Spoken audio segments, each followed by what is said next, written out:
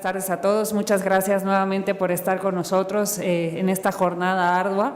Ya esta es nuestra última sesión de la jornada académica y ya más noche ya tendremos fiesta, pero todavía no acaba hasta que esto se concluye. Voy a iniciar con esta última sesión. Tenemos dos invitados pues realmente importantes en el ámbito del mieloma múltiple y me tocará el turno de presentar a la doctora Irene Gobrial. Ella es profesora asociado en Dana-Farber Cancer Institute en Harvard Medical School en Boston, Massachusetts. Es miembro asociado del Instituto de Cambridge y ella también es directora del laboratorio y codirectora de un centro del Michelle and Stephen Kirsch. La doctora Gobrial nos va a hablar del mieloma múltiple en recaído refractario. Doctora Gobrial, welcome. Gracias, buenas tardes. And that's all I know for Spanish, sorry. I promise next time I will speak Spanish fluently if you invite me here again. So I'm going to work hard on that. So I'll try to take you through relapsed refractory multiple myeloma and some of the updates from the American Society of Hematology this year.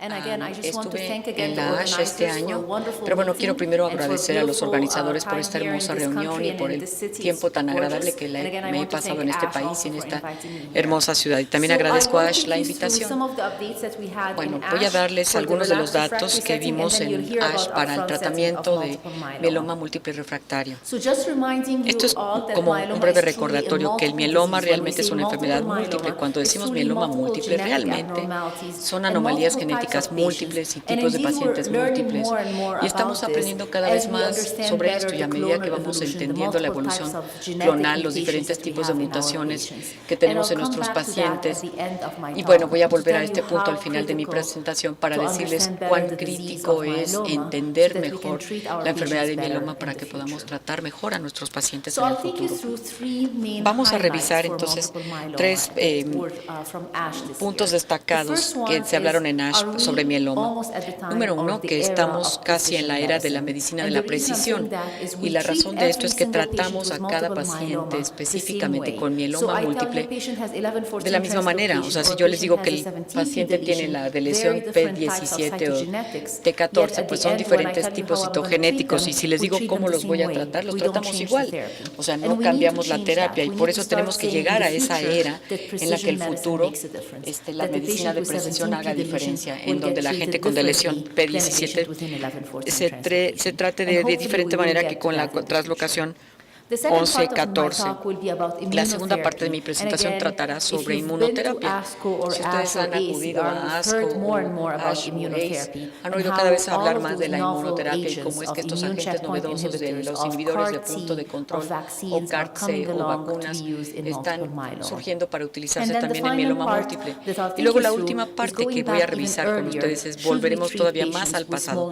Debiéramos de tratar a pacientes con mieloma asintomático o debiéramos hacer alguna diferencia en los pacientes con nuestras intervenciones. Vamos a empezar con la inmunoterapia para los pacientes con mieloma múltiple. Lo primero que hay que recordar es que de mieloma, bueno, ahora tenemos dos anticuerpos monoclonales aprobados por la FDA para nuestros pacientes. El elotuzumab, que es un anticuerpo, y daratumumab, que es el anti-CD30. Pero eso no es todo. Vamos a tener cada vez más estudios futuros y cada vez más inhibidores de punto de control que usar en nuestros pacientes y vamos a verlos en los estudios clínicos que están en curso en este momento. Solo para volver a daratumumab, recuerden que se aprobó por la FDA como monodroga, es el anticuerpo anti-CD30 y funciona de múltiples maneras. Puede activar o puede matar directamente las células de mieloma, pero también puede activar las células inmunes e intensificar el sistema inmune contra las células de mieloma. Hubo otros dos estudios que se realizaron después de que se aprobó como monodroga, daratumumab en combinación con bortezomib y dexametasona y combinado con linoledomida y dexametasona.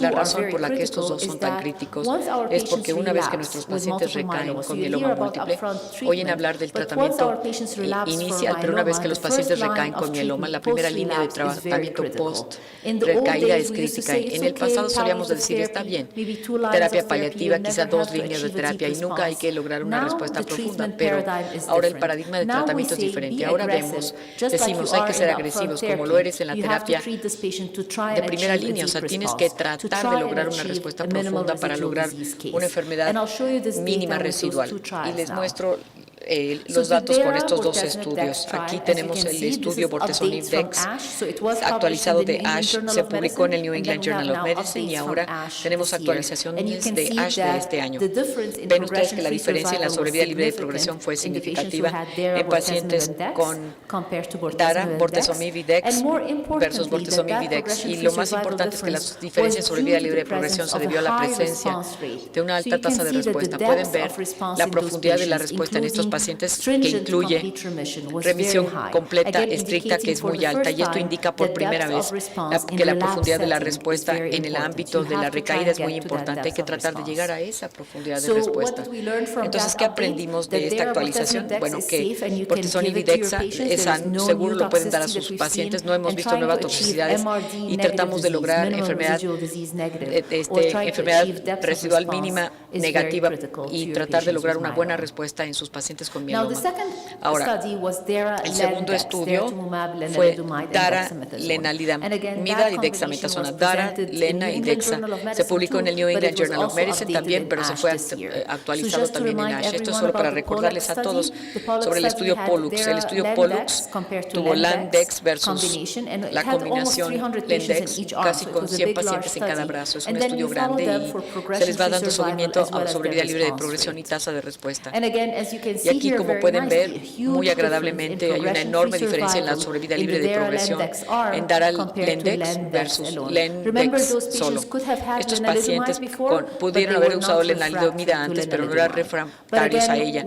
Pero lo que hace la diferencia es la profundidad de la respuesta, o sea, cuántos pacientes han logrado enfermedad MRDD negativa, o sea, enfermedad mínima residual negativa en esos pacientes. Por primera vez estamos empezando a ver que se tienen trasplantes, se recae después del tratamiento y pueden no seguir logrando la profundidad de la respuesta que haga una diferente en los pacientes y darles esa sobrevida libre de progresión prolongada con una remisión profunda con enfermedad MRD negativa.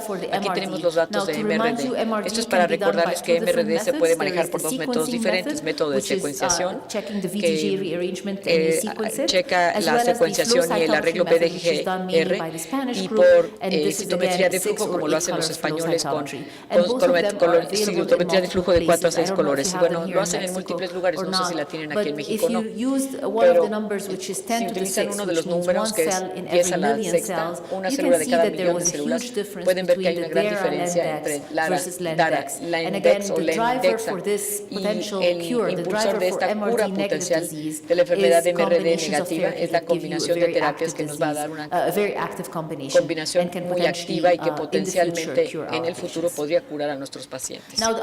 Ahora, la otra cuestión muy interesante de este estudio, y que no se vio en el estudio de Bortezomib, es que ahora estamos empezando a ver una diferencia en la sobrevida global de estos pacientes. Así que no solamente la sobrevida libre de progresión es diferente, pero también la sobrevida global es diferente.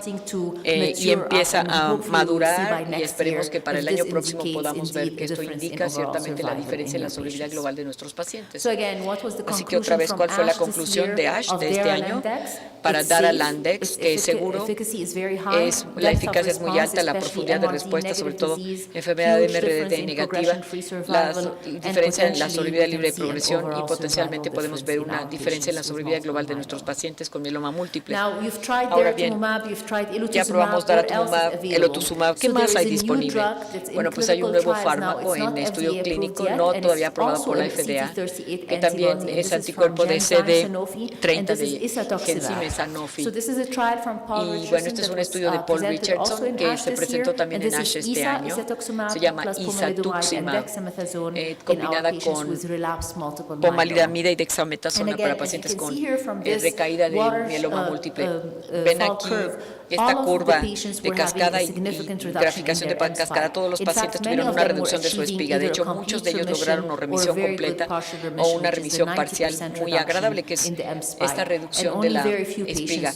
Y muy pocos pacientes no respondieron y progresaron. Incluso en pacientes muy tratados se puede lograr una respuesta fuerte con este esquema de pomalidomida dexametasona. No quiero decirles que isatuximab. Ahora, muchos de los pacientes también se van a beneficiar de este esquema parecido, muy parecido a ISA-POM-DEXA también. Hay otros anticuerpos parecidos. Este es también en estudio clínico y se presentó este año en ASH. Y es el fármaco GSK. Lo que hicieron es que tomaron un anticuerpo descubierto y le colocaron una toxina. Aquí ven un agente de microtúbulo, alteración de microtúbulos. Entonces llega a la célula de mieloma y le da la toxina. Y este es el nuevo fármaco que tienen. Es lo que se llama el anticuerpo GSK. Ven aquí que BSMA es una proteína superficial presente en todas las células de cáncer en la parte plasmática, y esto es un método de ponerle el blanco con el anticuerpo. Aquí tienen el cambio de la proteína. Pacientes muy tratados previamente, y pueden ver que muchos de esos pacientes ya están logrando una remisión completa o una remisión parcial muy adecuada, y 4 de ellos alcanzaron una respuesta completa. Así que buenas tasas de respuesta, incluso pacientes muy tratados con mieloma múltiple, lo que indica que tener como blanco a BCMA podría ser interesante, y algunos anticuerpos novedosos que utilizan el sistema inmune podrían simplemente llevar una toxina a las células, y sería la manera de proceder en el futuro.